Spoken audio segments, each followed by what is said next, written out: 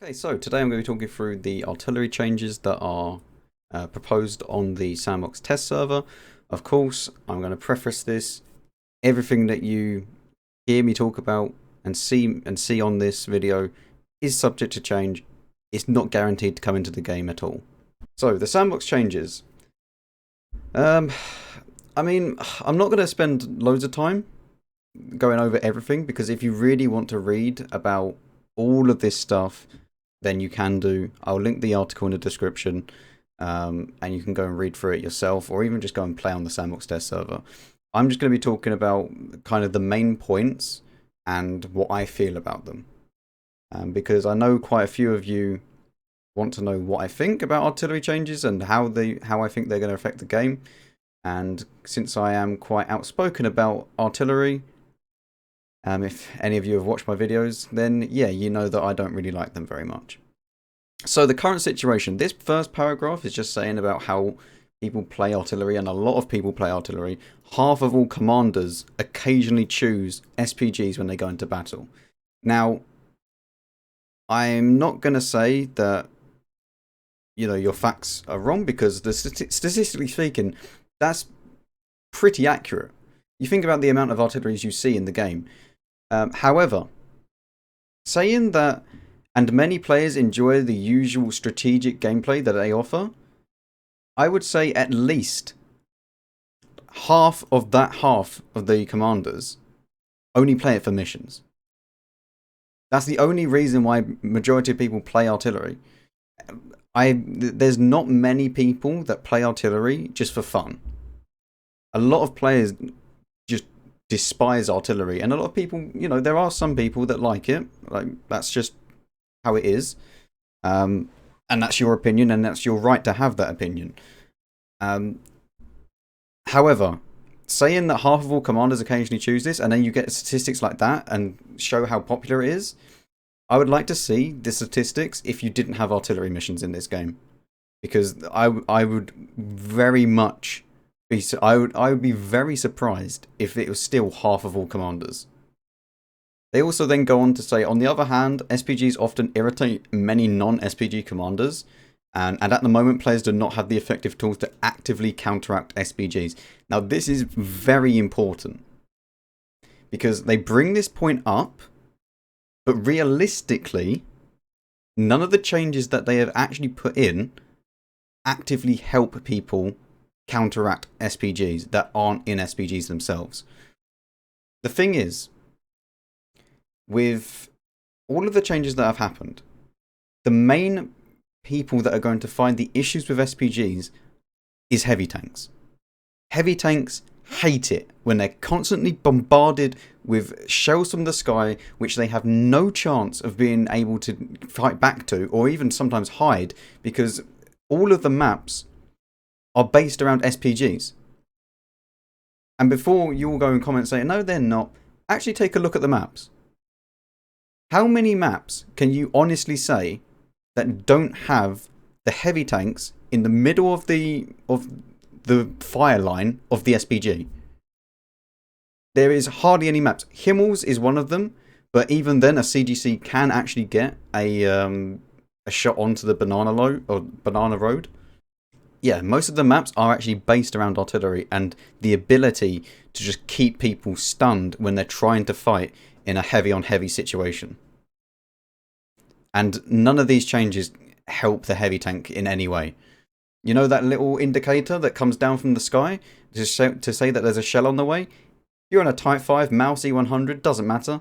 Anything that's super heavy, you're not going to get out the way of that. You're still going to take pretty much full damage. SPGs not only cause direct damage, but also damage modules and injure the crew and stun. According to player feedback, stun is the most contradictory aspect. Well, why don't you just remove the stun altogether? Okay, if you removed the artillery missions, which, as I've said, half of all commanders, and you removed the stun, like you've already just solved loads and loads of problems that people have with artillery. The fact that you're making people play it, and the fact that it stuns and injures crew. Like, It should never just remove the ability to stun and injure the crew and do module damage, because it's just stupid when you get an external fire from artillery. Like that should just never happen. When a shell splashes outside your tank and it sets you on fire, I don't understand how that is good game design or in any way. Like it's just so idiotic to just suffer like that. They also then go on to say that therefore one of our goals is to reduce the total stun duration by SPGs. Again, this is actually going to be I mean, they're going to have to rearrange the missions, because majority of the SPG missions are actually to stun people. So, again, if they keep the stun in the game, which they are by the looks of things, and they keep the missions in the game, no one's going to fire these other rounds. So these other rounds that they're introducing are completely useless. Okay, so counteracting SPGs. While it's possible to try and predict the direction of the potential incoming shell, it can be a difficult task. So that's why they introduced, what they're shooting at and like stuff like that. Brighter tracers, Sixth Sense, as I said, with the little icon. Again, you can go through and read this in more detail if you want to. I'm not going to make this like a really, really long video. Now, minimap shot markers. I think this is a great idea, and I would actually like to just have a little indent, like just very, very tiny, just the rough direction. Or even if it was literally a thicker part of or a brighter part of that circle lit up whereabouts in a general direction that came from. So, for example, it would be brighter here because it was over from this direction here, for example. And it would be brighter here if it was over from this direction here. Just something that gives you a little bit more information. Because if you're over the other side of the map and your teammates don't tell you, you don't know where the SPG is. You know that they fired, which is great if there's only one SPG. But if there's more than one, you have no idea where he is. Unless you actively look for the traitor in the sky. Which you could do, but it is a good step. So apparently, brighter tracer shells, Sixth Sense for Arty, and minimap shot markers are going to be forewarned is forearmed. Plan your actions better, reduce the damage taken from SPG as well as the stun, and take appropriate actions against the SPG. Like, I'm sorry, but this isn't going to do anything for heavy tanks, as I've already said. That little marker, you're not going to get out the way of that in time. And as I've already mentioned, if you're over here and there's 3 SPGs, then you don't know where the other 2, where that's going to be fired from. So for heavy tanks, it's not going to do a lot. But for light tanks and medium tanks and stuff like that are a little bit more faster, sure, yeah, it's a nice change. Don't get me wrong, all of these changes are really, really nice, but I'm just saying, heavy tanks is the main issue that artillery, or that people have when they're facing artillery. And these aren't really changing too much for them. Okay, so moving on to more SPG shell types. And I really don't understand why they're bringing AP rounds back. And I'm going to explain right now. This is the normal shell. The shell that you have in your artilleries right now. So it does stun. However, it doesn't damage modules anymore, which is good. This one does a little bit more penetration, does more damage than the HE one, has a lower burst radius, doesn't stun, but does cause damage to modules. And then you have AP rounds, which are AP rounds, like your normal AP rounds, like on a normal tank. You're going to have to hit the target and pen to do damage, and you can ricochet them, and if they land next to the tank, they're not going to do any damage at all. All of these shells have different trajectories. So this has the highest, this has the second highest, which is not that much lower than the standard shell, and this has the lowest. Now, obviously, the tactical shell is going to go the fastest, and then second fastest, third fastest. So, I don't understand why they brought back AP rounds. I don't really feel they need to. And the fact that artillery is mostly inaccurate, there obviously are times where it just, goes exactly where you aim it, but you're not really going to be penning many things. And I've seen a lot of people on the test server that have tried to use AP rounds and just missing and doing 0 damage. So, yeah.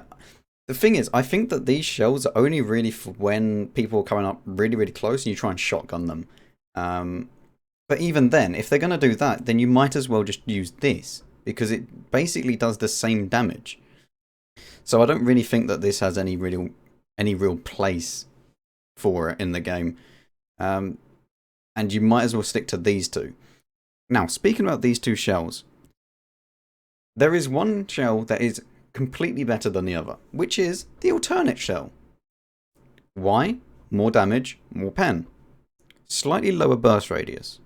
Now, the slightly lower burst radius doesn't affect this at all, because majority of the time you're going to be landing direct hits, or at least very, very close to the enemy with this shell, because you get the better trajectory.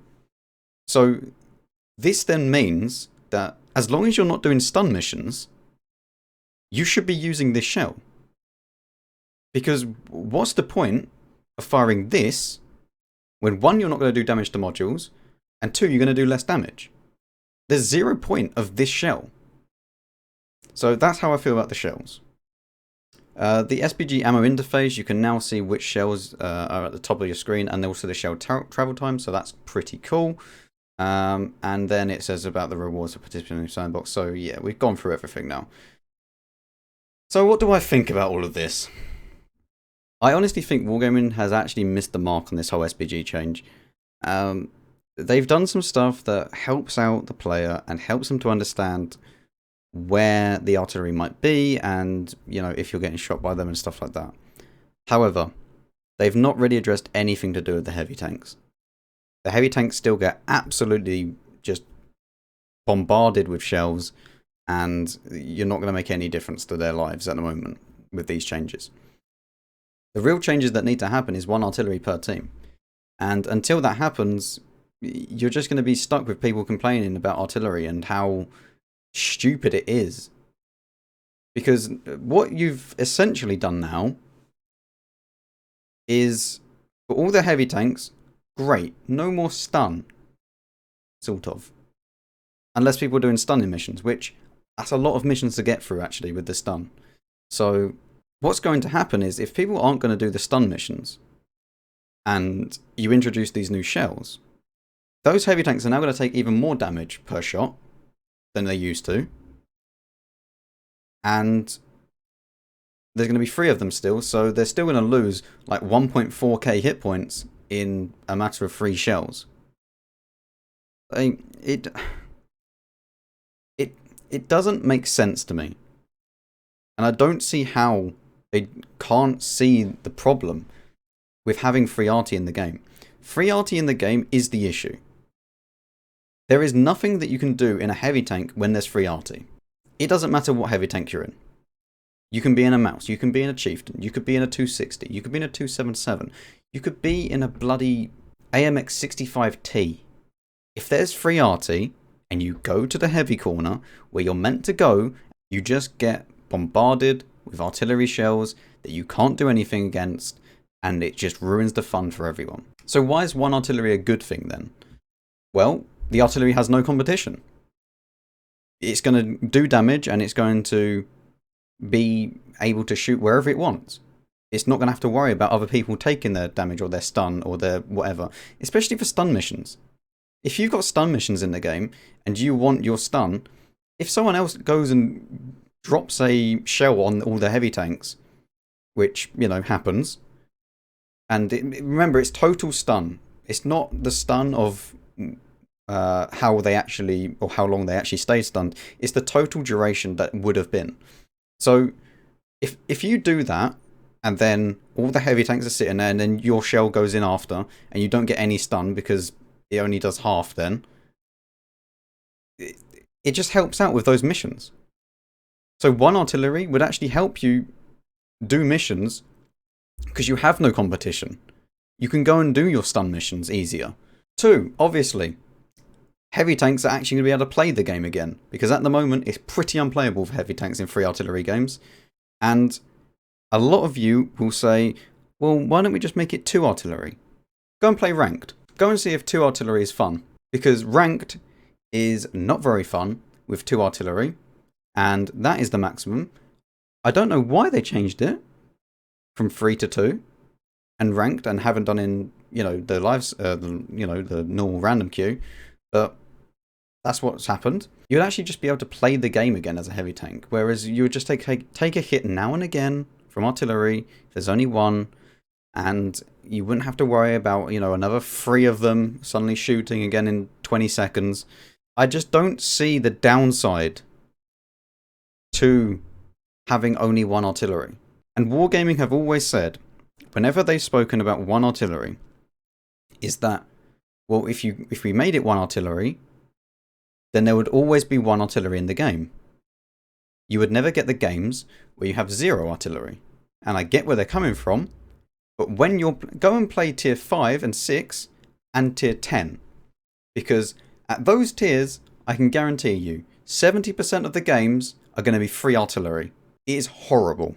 I would rather have 1 artillery every single game than have 0 on that 1 in 100 games or 1 in 10 games, however many you can work it out.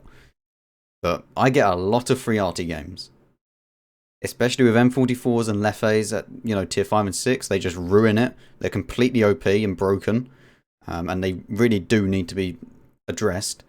And then tier 10, because they have massive calibers and massive stun times, heavy tanks are just useless. Especially on Prokhorovka and really open maps like Malinovka. You go Malinovka on the hill as a heavy tank, and there's free artillery, you're just dead. You wonder why people camp in the base? Because they don't want to go anywhere. And half the time I don't blame them. Going on the hill in Malinovka with free artillery is suicide. Anyway, that has been my kind of overview and my thoughts on the sandbox changes. I get, I'm not a big YouTuber or, I'm not a CC or anything like that, so my opinion doesn't mean really anything.